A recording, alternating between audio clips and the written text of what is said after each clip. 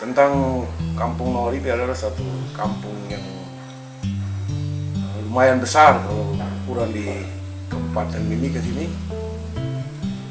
Terdiri dari jumlah penduduk yang hampir 10.000 jiwa lebih. KK saja yang sekarang ini sekitaran 3.600-an KK, dan lagi didata sekarang oleh aparat kampung untuk mendapatkan data yang akurat. Mungkin saja lebih dari 10.000 jiwa lebih atau 3.000 KK lebih sampai 4.000 KK, atau nanti kita lihat ke depannya gimana setelah pendataan penduduk ini.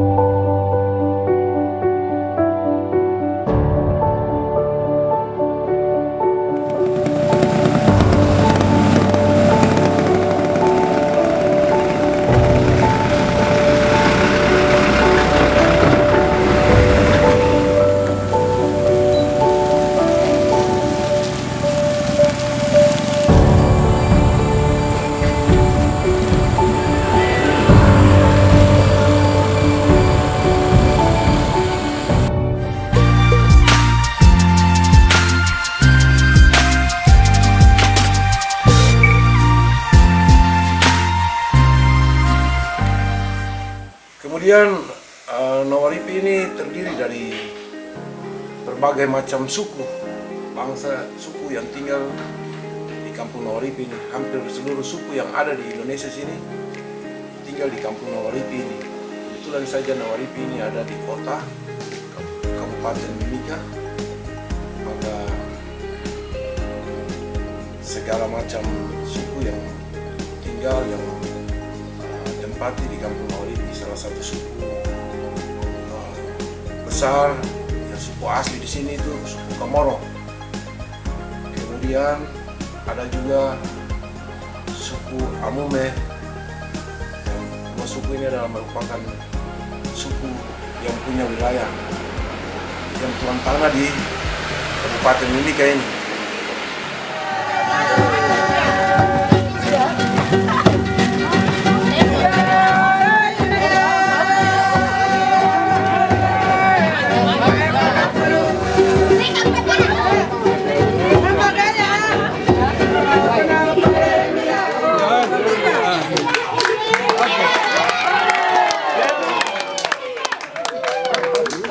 Jadi saya ucapkan selamat Natal dan Tahun Baru untuk semua. Saudara-saudara kamu, masyarakat Nawaripi ini, saya punya saudara sama kamu. Jadi saya secara khusus saya ucapkan selamat Natal dan Tahun Baru.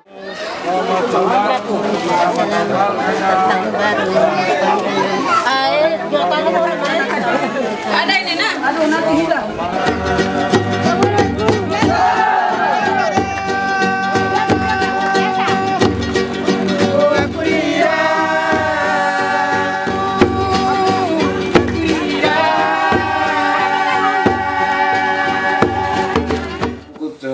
Pencarian warga Kampung Nawaripi ini, khususnya masyarakat asli Kampung Nawaripi, adalah suku Komoro, yang mata pencarian hari-harinya itu mereka adalah nelayan tradisional. Ada juga bertani juga, tapi yang taninya sedikit, tapi nelayannya yang lainnya. Terus suku lainnya Amume rata-rata ya bertani. Sedangkan suku-suku pendatang yang lain-lain yang tinggal di Kampung Nawaripi, ada yang dari pengusaha, ada yang buruh kasar, ada juga yang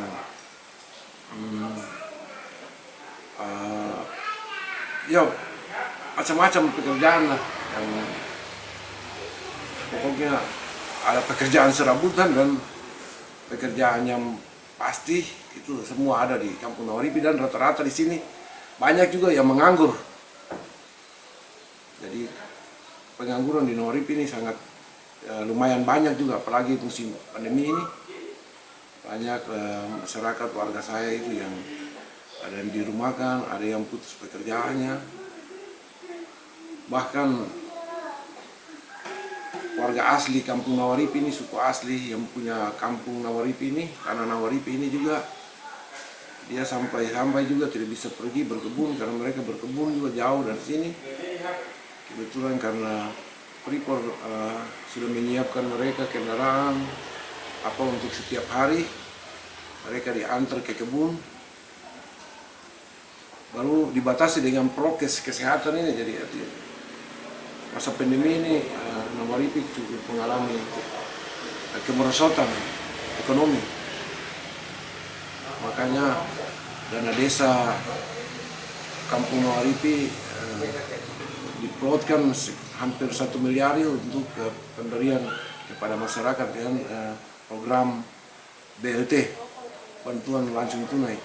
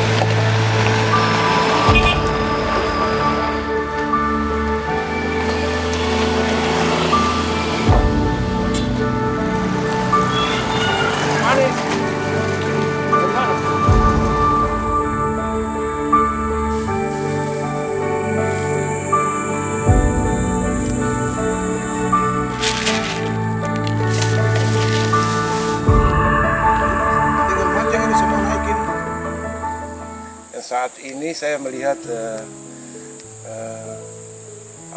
usaha masyarakat asli Kampung Nawaripi ini tentang kolam-kolam ikan, tambak-tambak ikan ini, saya lihat akhir-akhir ini sangat bagus. Mereka kebetulan ada perhatian dari Freeport lewat Keuskupan Mimika. Mereka sudah mulai beberapa keluarga, beberapa rumah tangga, beberapa kakak yang sudah mulai berusaha gali, terus diberikan ikan, bantuan pakan, lalu sudah mulai panen. 2019 mereka sudah panen. Yang paling besar sudah Bapak Siprianus Oprawiri punya, itu sangat besar, itu bukan sangat besar tapi lumayan lah. Dan memang beliau ini memang kelihatannya sudah profesi, karena betul beliau juga sarjana. Dia pernah kuliah di Jawa dan dia sarjana, dan dia sebagai tokoh masyarakat yang membuat satu contoh yang baik kepada warga asli Kampung Nawaripi. Jadi saya merasa bagaimana ya, memberikan aplaus yang cukup tinggi kepada Bapak Siprianus Oprawiri. Karena memang kita lihat di Nawaripi sini kandungan airnya sangat tinggi. Nawaripi ini berawah, jadi kebetulan juga warga asli Kampung Nawaripi ini mereka hidup di daerah air, daerah kali, dan mereka kehidupan hari-hari itu dengan ikan. Jadi mereka dipindahkan kembali ke kota sini dari kampung asal dulu di pantai, di kali. Mereka dipindahkan ke kota sini, dan di daratan ini tidak bisa mereka jauh dengan ikan, dengan air, makanya dibuat kolam ini sangat cocok sekali. Sangat tepat sekali, kolam ikan ini sangat tepat sekali dengan punya tradisi dari kehidupan mereka, dari leluhur mereka. Jadi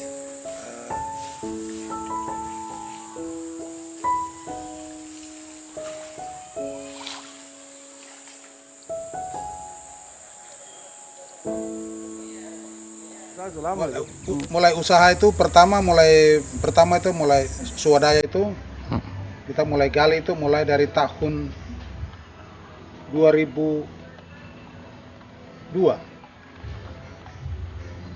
Mulai dari 2002, pada saat itu waktu itu saya kuliah di Jawa. Kuliah di Jawa, di Malang, di Jawa Timur. Setelah saya kuliah, saya lihat di Pulau Jawa sana ada usaha-usaha yang bisa memperkaya, menghidupkan ekonomi masyarakat setempat pada saat itu yang saya lihat. Akhirnya setelah saya pulang libur, saya datang praktek dan inilah hasil. Dan hasil usaha yang hasil pertama yang saya kasih masuk ikan itu ikan mas dari tahun 2002.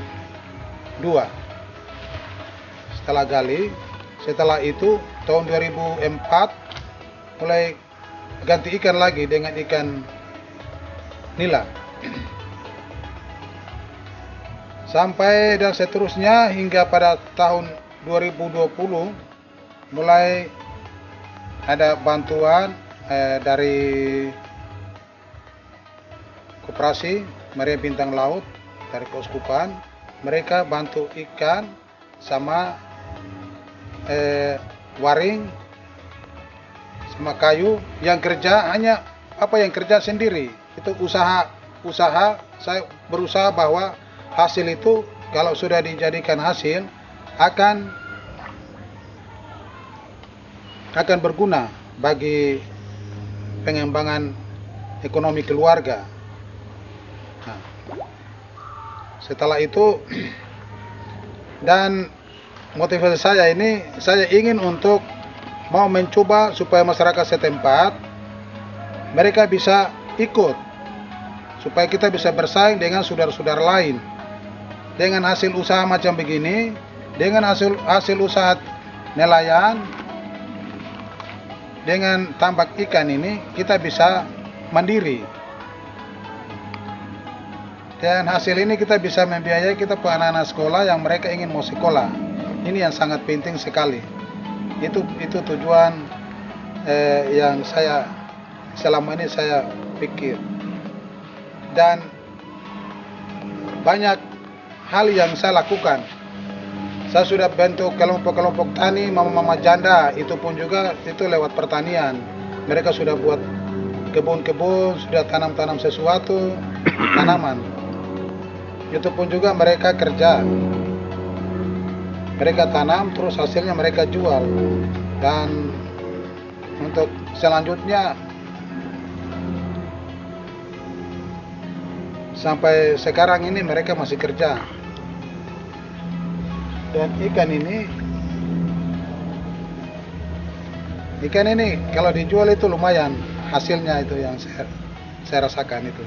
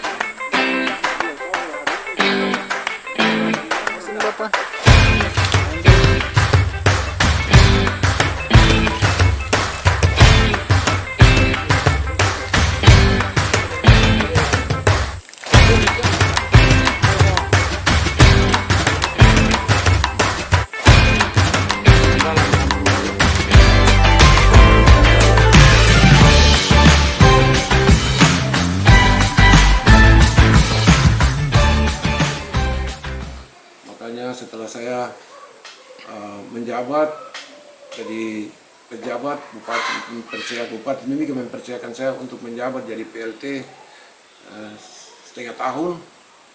Saya langsung karena melihat SDM warga saya yang cukup rendah sekali, saya berinisiatif untuk saya membangun perpustakaan, di mana perpustakaan ini ada warga saya ini bisa datang membaca, lihat buku-buku mana yang cocok untuk mereka. Mungkin bisa lewat buku membaca ini dan mereka bisa mendapat pengetahuan-pengetahuan yang mungkin bisa membantu untuk merubah SDM-nya dan bisa meningkatkan taraf hidupnya, kesehatannya, ekonominya. Karena memang dari saya, pengalaman saya waktu kecil dulu masih SD, ada guru saya mengatakan bahwa banyak membaca itu ya banyak tahu, kemudian banyak berjalan, banyak melihat, dan di dalam buku itulah banyak pengetahuan yang nanti kita dapat. Itulah yang membuat saya terpanggil untuk membangun dan membuat perpustakaan kampung di Nawaripi. Sudah berjalan sudah 1 tahun lebih. Perpustakaan ini pokoknya setelah menjabat langsung saya buatkan perpustakaan dan sudah berjalan 1 tahun lebih.